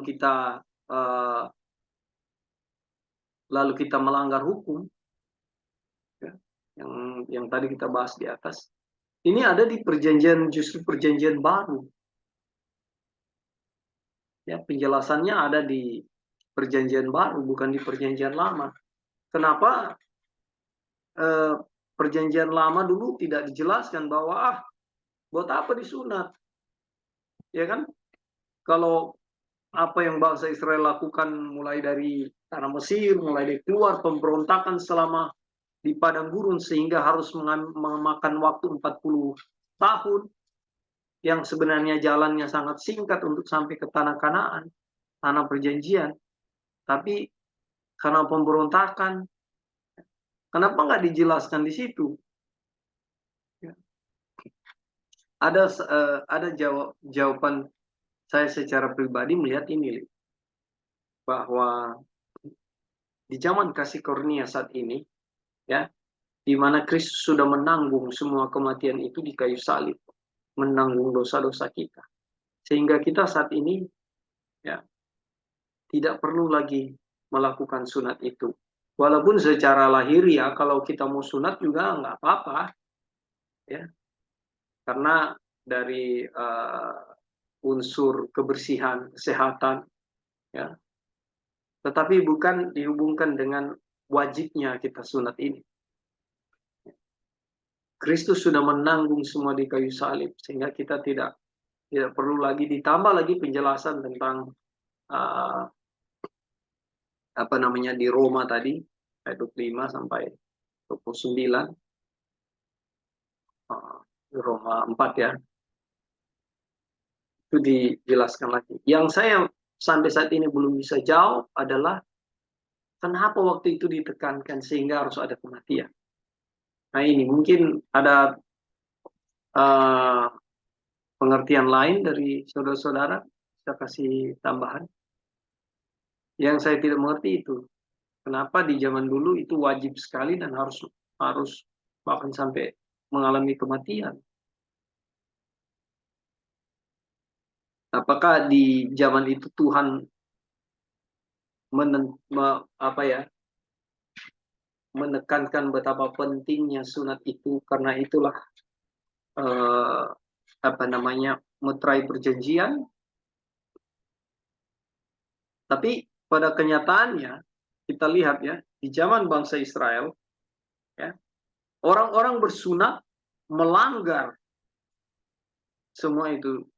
Kita ingat peristiwa Golden Cow, ya, lembu emas yang dibentuk, pemberontakan kepada Tuhan. Apakah mereka tidak disunat? Itu orang-orang yang disunat, ya, karena kalau memang kewajibannya pada waktu itu adalah harus sunat, saya yakin mereka orang-orang yang disunat. Tapi apa, pelanggaran semua yang terjadi, dan bahkan hanya 2 orang yang masuk.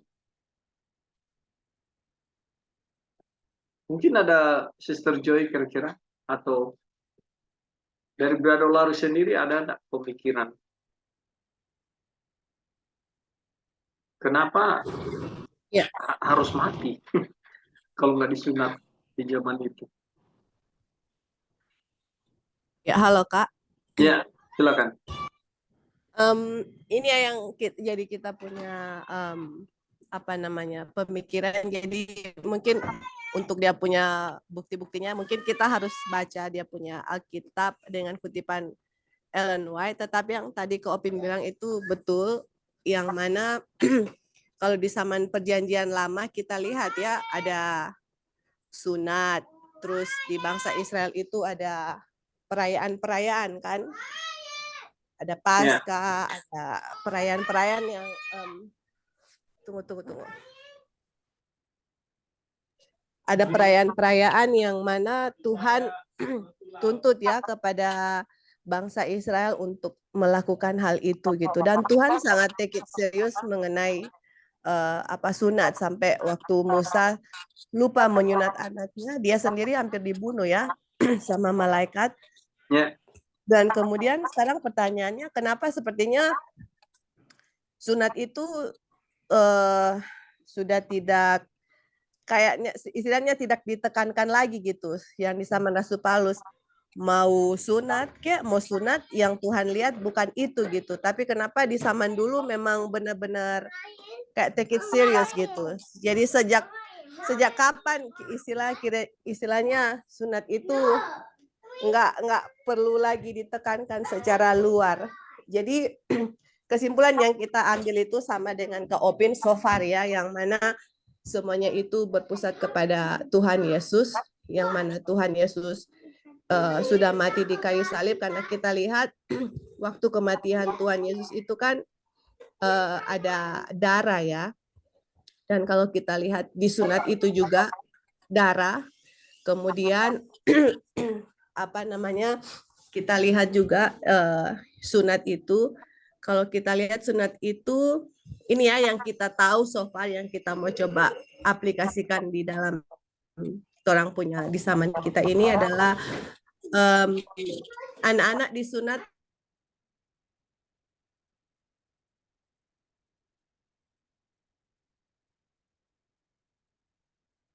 Ya, halo Joy.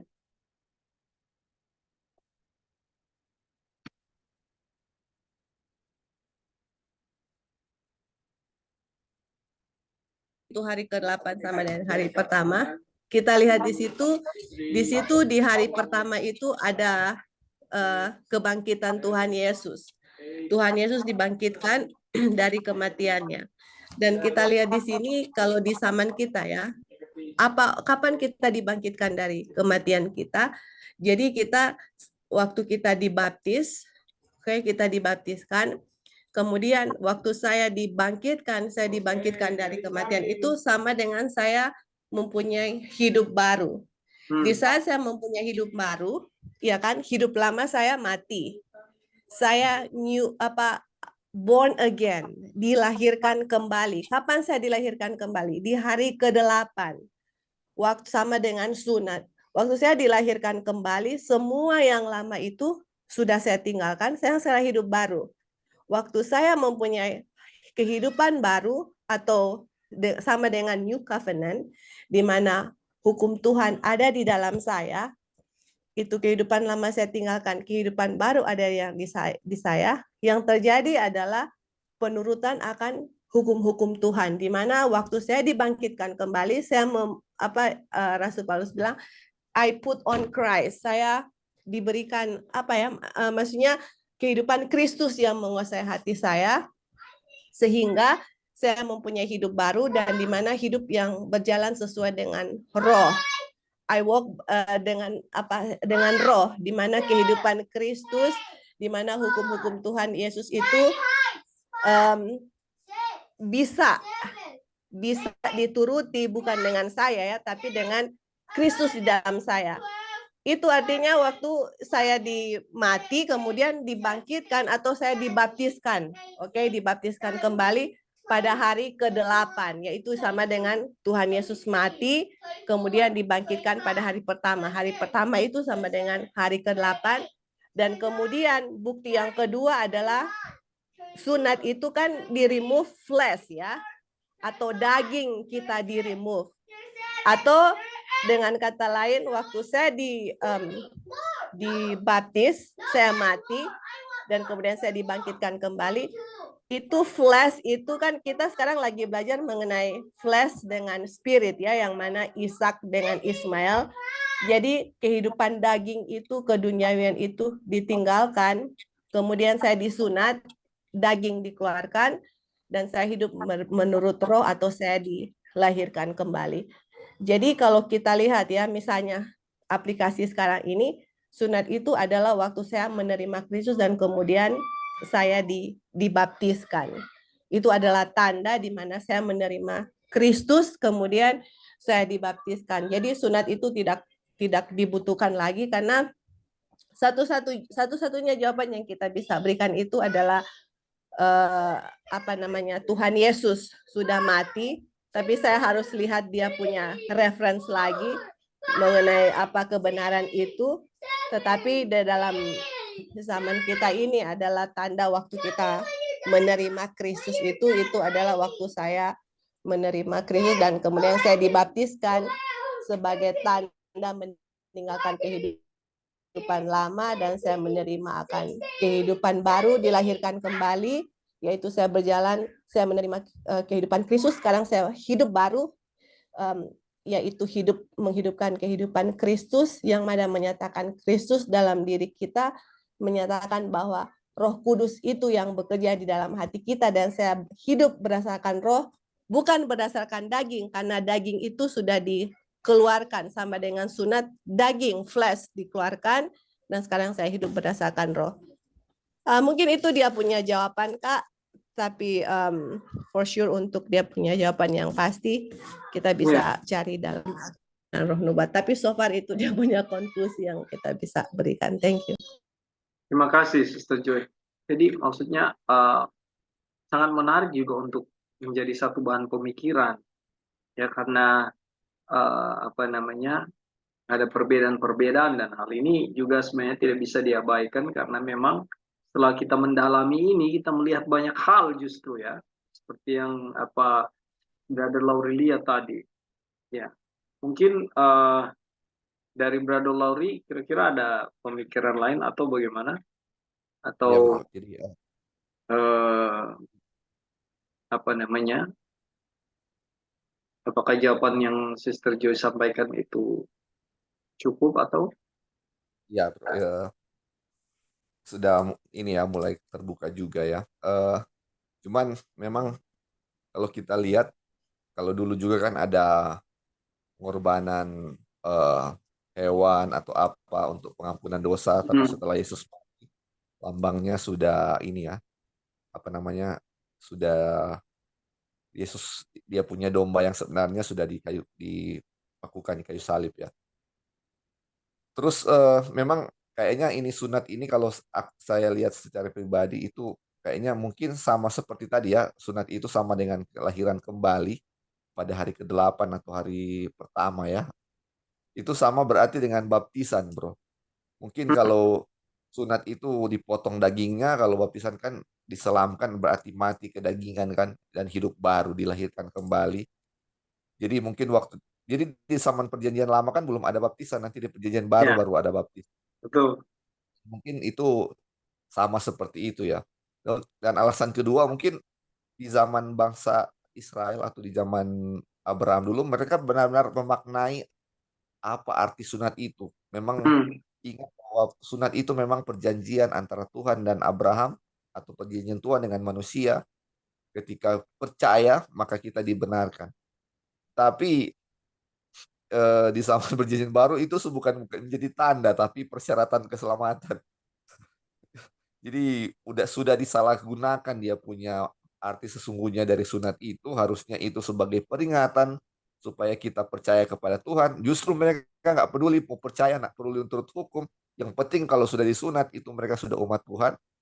Dan ini sebuah batu sandungan juga untuk orang-orang lain ya. Jadi satu hal yang membuat pekerjaan Injil terhambat gara-gara hal ini sebenarnya. Karena ini Injil ini perlu sekali kan dikabarkan bahwa keselamatan hanya oleh percaya kuasa Tuhan yang menyelamatkan, tapi sunat ini seolah-olah kalau kita perbuat sendiri ini sudah bukan pembenaran oleh iman, tetapi sudah pembenaran oleh perbuatan kita. Dengan kita potong kulit katan kita diselamatkan. Sudah bukan karena percaya tetapi karena suatu ada hal yang dilakukan makanya kita diselamatkan. Iya, mungkin itu aja bro. Ya, thank you. Ya, baik, terima kasih, Brother Lauri. Sepertinya memang sudah terjawab ya, karena kita melihat banyak hal-hal yang berbeda sebelum kematian Kristus dan sesudah kematian Kristus, dan itu yang kita lihat melalui kebenaran Injil tersebut. Oke, baik, kita lanjut ke kutipan berikut. Dimeteraikan oleh Roh. Nah, firman kebenaran adalah Injil keselamatan.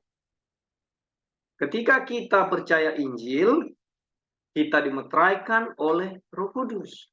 Ya, Brother Lauri bilang tadi ya. Ketika kita percaya Injil, kita dimeteraikan oleh Roh Kudus. Dan meterai itu adalah jaminan atau kepastian dari warisan kita.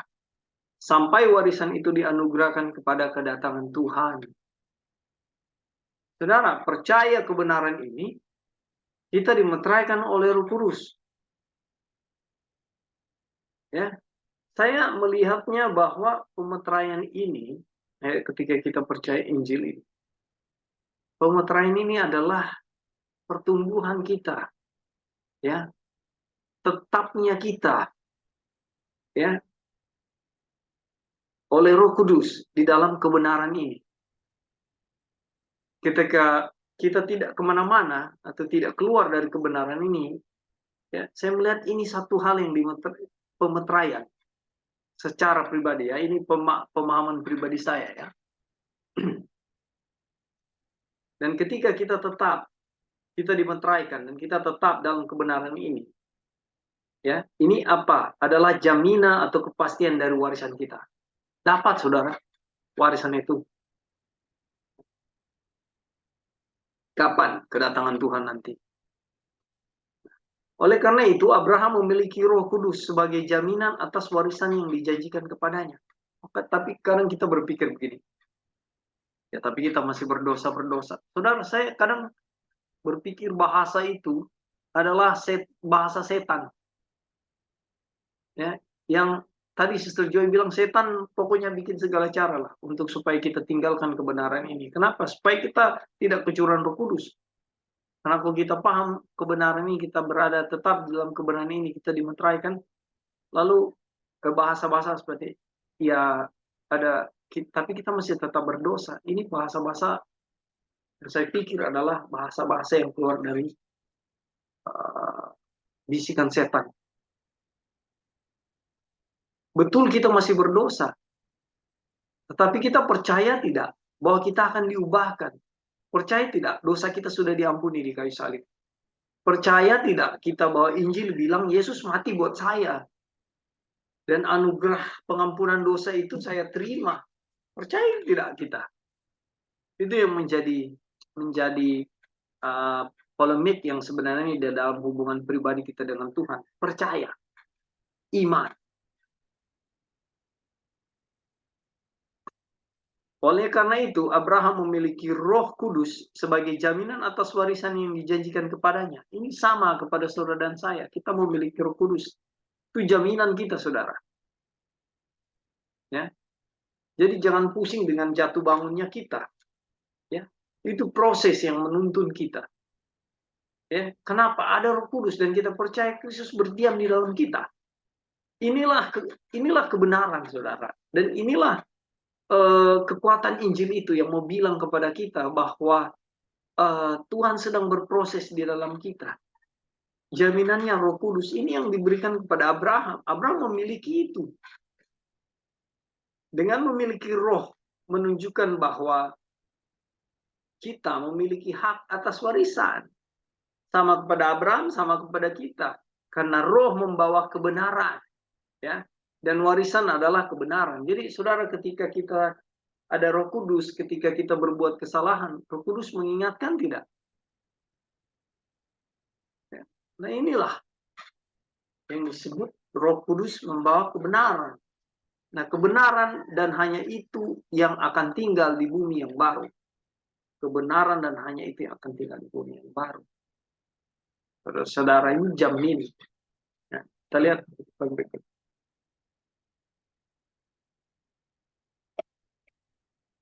Oh ya, sudah sampai di situ ya. Jadi saudara-saudara bisa lihat dimeteraikan oleh Roh. Ya, bukankah ini satu kabar kesukaan? Bukankah ini satu kabar yang luar biasa? Ya. Yang membedakannya adalah kabar ini atau kutipan ini yang sedang kita baca ini tidak akan berarti apa-apa ketika kita tidak mengimaninya. Ketika kita tidak ditolong oleh Roh itu sendiri untuk mengerti dan paham. Dimeteraikan oleh Roh itu apa? Buat saya ini satu kebebasan dan karunia yang luar biasa. Ada tambahan di sini, saudara-saudara? Iya, Kak. Tambahan. Ya, silakan.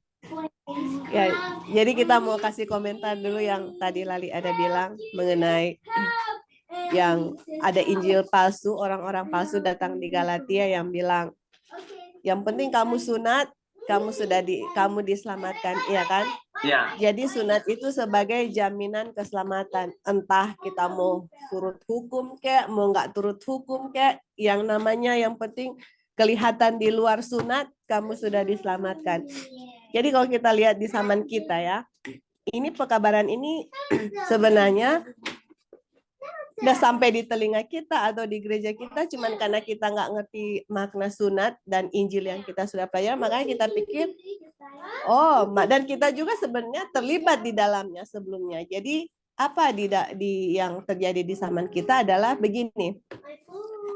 Oh, kita harus misalnya menginjil, harus bikin ini, medical missionary, harus begini. Yang saya bilang ini bukan berarti nggak dibikin ya. Ini semua yang saya bilang ini semua hal-hal yang baik. harus bikin ini, bikin itu. Kalau Ngoni ndak bikin itu, Ngoni ndak akan selamat. Lah, di mana di Alkitab dibilang seperti itu? Justru di Alkitab dibilang di Matius 7 ayat ayat kesukaan 21 sampai 23. Saya sudah bernubuat, saya sudah melakukan many wonderful works. Tuhan bilang, I never knew you. Iya kan? Sama, kamu harus bersunat. Kalau nggak sunat, nggak selamat. Apakah itu yang Tuhan lihat gitu? Tapi itu semua pekerjaan yang baik, ya. Tapi bukan itu yang Tuhan lihat gitu loh. Tuhan yang melihat itu adalah kebenaran di dalam. Sunat di dalam bukan sunat di luar. Yang Tuhan lihat itu bagaimana penurutan akan hukum itu yang kebenaran yang dituntut oleh hukum. Itu yang Tuhan lihat dan itulah yang akan menjadi persyaratan untuk memperoleh tanah yang Tuhan sudah janjikan. Hanya itu gitu loh. Makanya kan di sini bilang yang paragraf yang statement terakhir ya, kebenaran dan hanya itu yang akan tinggal di bumi yang baru. Bukan saya many wonderful works, bukan this. Saya bisa many wonderful works, tapi kebenaran Kristus nggak ada, iya kan? Saya bisa tunjuk di orang, oke saya baik di luar, saya kasih ini. Tapi di dalam saya sendiri tidak ada kebenaran Kristus. Kenapa? Karena Roh Kudus yang menjadi jaminan untuk saya dimeteraikan, saya tolak. Makanya di Alkitab bilang, kalau Roh Kudus datang, dia akan mengisapkan kamu akan dosa, kebenaran, dan penghakiman. Di saat Tuhan isapkan saya akan dosa, saya nggak mau datang mengakui saya punya dosa gitu loh. Terlalu orang bilang terlalu prideful atau terlalu gengsi, mau minta maaf sama orang lain, datang kepada Tuhan minta ampun, itu terlalu gengsi untuk saya. Gimana Tuhan kasih dia punya righteousness? Kalau saya sendiri pun tidak datang kepada Tuhan meminta akan pengampunan dosa saya, pengampunan dosa anak-anak saya. Karena di Alkitab dibilang orang tua harus sama seperti Ayub datang untuk menyembelih domba untuk datang pengakuan akan anak-anaknya satu demi satu. Itu yang kita harus ingat, yang mana persyaratan Tuhan kasih kebenaran di saat kita memberikan dosa kita kepada Tuhan gitu. Dan hanya kebenaran yang akan menjadi jaminan orang yang akan memperoleh hidup kekal, yang akan memiliki everlasting possession yang tanah itu. There is nothing else. Saya bisa kelabui Kak Opin, saya bisa kelabui orang-orang di gereja, saya bikin ini, itu. Tapi di rumah saya sendiri nggak ada pengampunan dosa, saya sendiri nggak pernah mohon ampun dosa-dosa anak-anak saya, nggak pernah. Jadi itu sama dengan sunat. Yang penting kamu sunat, kamu akan selamat. Yang penting kamu bikin ini itu, kamu sudah bikin semua itu, pasti kamu selamat. Makanya di gereja sometimes ada doktrin, nggak ada orang yang bisa sempurna. Iya kan? Mana ada orang yang sempurna? Yang kita punya program menginjil, A, B, C, D, semua A to Z kamu bikin, pasti selamat. Tapi nggak percaya kesempurnaan. Sama persis dengan sunat. Kamu sunat pasti selamat. Nggak peduli mau berdosa, mau nggak. Yang penting sunat. Aduh, exactly what's happening in our church right now. Unfortunately. Makanya pekabaran ini membongkar Injil itu, Injil palsu itu, teman-teman. Dan siapa yang akan menolong gereja ya kalau bukan kita semua yang Tuhan gunakan untuk kasih pekabaran ini. Dan inilah pekabaran yang membuat Joshua dengan Caleb mau dilempar dengan batu, A.T. Jones dengan Wagner ditolak, Ellen White dan semuanya. Ini pekabaran ini yang mana kebenaran Tuhan, hukum Tuhan bisa dituruti. Bagaimana dengan berdiamnya Tuhan, Roh Kudus dalam kita, Kristus dalam kita. Bagaimana kita membiarkan Tuhan diam dalam kita, yaitu kita dengan kehidupan kita sehari-hari meninggalkan semua human pride, datang kepada Tuhan di kayu salib, mohon pengampunan dosa, karena tanpa kayu salib kita tidak bisa memperoleh everlasting possession tanah itu, nggak bisa memperoleh hidup kekal. Tapi kayu salib itu adalah tanda di mana ada darah yang mengalir, kehidupan, righteousness-nya Kristus yang dia memberikan kepada kita dengan kita memberikan dosa kita kepada Tuhan. Dan kalau righteousness-nya Kristus ada, ya pasti hukum Tuhan akan dituruti. Nggak akan bisa kita menuruti hukum Tuhan tanpa ada kebenaran Kristus. Itu impossible. Yeah. Coba kita coba. Nggak akan bisa, teman-teman. Dan ini kebenaran Kristus, pemberian secara cuma-cuma yang kita bisa terima dengan iman. Makanya di silang sini, ini powerful sekali ya Kak, yang Kak Opin kasih warna merah. Ketika kita percaya Injil, kita dimeteraikan oleh Roh Kudus. Itu nggak powerful nggak itu? Waktu percaya akan Injil ini, pengampunan dosa, dan semuanya itu, kebenaran itu, kita dimeteraikan loh, dan kita dimeteraikan, dan meterai itu jaminan kepastian warisan. Aduh, waktu kita percaya benar-benar pekabaran ini, Kak, ini akan dimeterai untuk warisan yang Tuhan sudah janjikan kepada kita. Ini kita harus aminkan dan kita harus pegang ini, janji ini loh. Yang mana terima kasih Tuhan atas Injil yang Tuhan berikan. Saya mau percaya akan Injil ini dan biarkan Injil ini bisa menjadi bagian dalam diri kita. Tolonglah saya untuk tetap membiarkan Roh Kudus bekerja, dan ini yang menjadi jaminan untuk saya bisa dimeteraikan dan warisan itu bisa menjadi bagian milik kita. Luar biasa. Oke, thank you Kak. Di saat membaca ini, dimeteraikan oleh Roh ini, secara tiba-tiba saya terpikir, makanya tadi saya bilang ini pemahaman saya ya, bahwa arti meterai di sini ya kan dikatakan dimeteraikan oleh Roh Kudus. Arti meterai di sini ya, tolong saya dibantah ya kalau salah, tolong saya diluruskan kalau salah. Seperti Brother Lauri tadi muncul satu pemikiran, saya juga muncul satu pemikiran di sini. Di saat baca tiba-tiba terpikir oleh saya bahwa bentuk dari atau jenis meterai ini yang dimeteraikan oleh Roh Kudus ini adalah tetapnya kita ya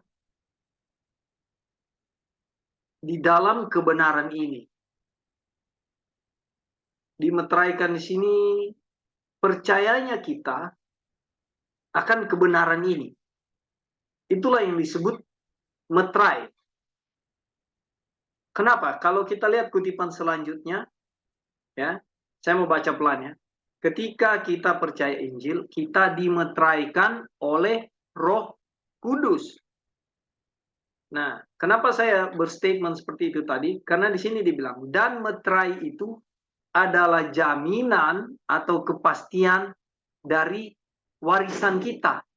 Bagaimana kalau kita sudah berhenti dari belajar ini, atau kita hanya sekedar, oh ya oke, ya mengerti. Bagaimana ini bisa jadi satu jaminan kepastian untuk kita terima warisan itu? Itu kan, itu yang menjadi dasar pemikiran saya. Atau saudara-saudara ada ini judul pembahasan kita terakhir saat ini ya Bible Study ini, ya, dimeteraikan oleh Roh.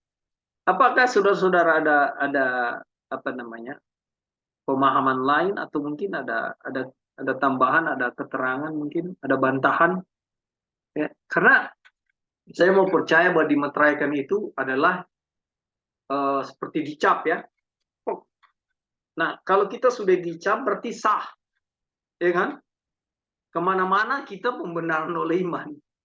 Kemana-mana saya percaya bahwa kebenaran hanya melalui keselamatan hanya melalui iman. Itu aja, karena saya sudah dimeteraikan di situ. Saya sudah dicap sah itu. Kan seperti itu kan? Surat-surat sah ketika ada meterai. Ya. Beberapa orang membuat satu perjanjian pakai meterai, tanda tangan, tak kena, kasih kena di meterai. Itu artinya sah. Nah, apakah pemahaman saudara-saudara tentang dimeteraikan oleh Roh ini? Meterai itu apa? Apakah ada punya tambahan, masukan saudara-saudara? Kita punya 5 menit depan. Ayo Kak. Iya. Ya, jadi meterai ini ya, kalau kita lihat meterai yang tadi Kak Opin sudah bilang itu sangat betul. Misalnya ya, saya menghadap kedutaan, iya kan? Waktu saya menghadap kedutaan mau ke Amerika misalnya, saya waktu di meterai dikasih itu cap, dapat visa. Nah, So boleh pergi gitu. Selama meterai atau cap atau visa itu kita tidak dapat, ya nggak akan bisa dapat gitu. Nah, kalau kita lihat di sini ya, waktu kita percaya Injil, kan dia bilang kita dimeteraikan oleh Roh Kudus. Dan meterai itu jaminan warisan itu. Atau visa itu jaminan kamu udah bisa pergi ke Amerika. Itu udah jaminan. Kalau sudah dimeterai, nggak ada yang bisa ganggu gugat. Seperti itu. Nah, sekarang pertanyaannya yang harus kita lihat di sini, ini kata percaya, ya kan? Nah, ini kata percaya, ini yang kita harus pelajari benar-benar, karena di Alkitab bilang, sedangkan iblis juga percaya dan dia tremble gitu loh. Nah, Jadi sekarang ini percaya yang bagaimana? Nah, kalau kita kembali lagi ya, ini pertanyaan Lali waktu lalu yang kita sudah belajar di A.T. Jones. A.T. Jones bilang, bahas mengenai percaya, dan dia bilang, even the devil believe and tremble gitu loh. Nah, sekarang kita punya percaya, ini yang mana yang kita bisa dimeteraikan. Jadi di pelajaran itu A.T. Jones bilang, ada dua percaya. Ada yang sama percaya seperti iblis. Ya, saya percaya, gemetar. Tapi kita lihat kehidupan setan itu gimana? Apakah kehidupan setan itu menyaksikan Kristus atau tidak? Ya. Jadi sekarang saya bisa kasih Bible study. Saya bisa bilang, saya percaya. Setan juga percaya dan dia gemetar. Tapi percaya yang bagaimana yang Tuhan bilang di sini untuk saya bisa dimeteraikan? Ini tunggu. Ini percaya sama seperti Abraham punya percaya ya. Waktu dia percaya dia dimeteraikan. Jadi pada waktu kita percaya, yaitu kita benar-benar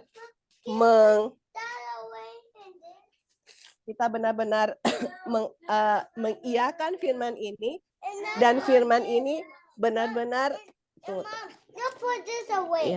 dan firman ini benar-benar menjadi bagian dalam hidup kita, dan kebenaran Kristus yang ada di kita bisa dimanifestasikan di luar. Orang bisa melihat kebenaran Kristus. Jadi percaya itu bukan saya percaya and there's nothing happen. Oh iya, saya hidup berdasarkan roh, tetapi dalam kehidupan kita tidak berdasarkan roh. Saya keturunan Abraham yang sejati, yaitu bukan dari keturunan budak. Tapi dalam kehidupan kita sehari-hari menjadi budak dosa, itu bukan percaya itu. Itu sama dengan iblis, dia percaya gemetar, tahu akan kuasa Tuhan, tapi kehidupannya tidak mempunyai kehidupan Kristus. Orang yang percaya, yang believe itu adalah orang yang mempunyai kebenaran Kristus di dalam dan kemudian dimanifestasikan. Ada buah yang orang bisa lihat, orang rasakan, ya kan? Dan orang bisa melihat akan kehidupan Kristus. Saya bisa kasih Bible study sampai kita mau berjam-jam 24 hours, atau saya bisa bikin apapun itu. Tetapi saya bisa bilang percaya kepada orang, tapi saya punya percaya sama dengan yang Alkitab bilang mengenai setan percaya and he tremble. Bukan percaya itu yang bisa dimeteraikan, bukan begitu. Percaya yang dimeteraikan itu adalah percaya di mana saya percaya akan Injil ini, dan Injil ini yang menjadi bagian hidup kita, di mana saya adalah keturunan Abraham, di mana benihnya itu bukan dari budak, saya bebas dari dosa, tidak diperbudak dengan dosa. Saya mempunyai kebenaran Kristus di dalam, dan kebenaran Kristus itu dimanifestasikan dalam kehidupan saya. Itu baru namanya percaya, dan itu dimeteraikan. Selain daripada itu bukan bukan percaya yang sejati, tapi percaya seperti setan. Dia tahu Tuhan Yesus anak Tuhan. Dia tahu, dia gemeteran. Kita manusia mungkin jauh lebih tidak hormat dari setan ya teman-teman. Mungkin kita aja tidak lihat Tuhan Yesus itu anak Tuhan yang kita aja mungkin nggak gemetar gitu loh. Setan aja gemeteran, kita aja kayak whatever. Membandingkan dengan setan. Jadi itu ya yang kita bisa lihat, bahwa yang Wagner maksudkan di sini adalah percaya yang benar-benar percaya, dan kalau itu bisa jadi bagian dalam kehidupan kita, itu sudah sah dimeteraikan. Seperti dapat visa, nggak ada orang yang mau gugat, kamu dapat visa, you can go to America anytime you want. Kita dapat dimeterai kan, tinggal tuh.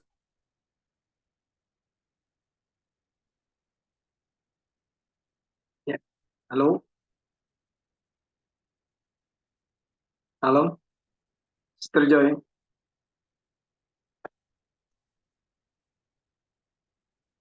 Eh, hilang nggak ya barusan? Halo?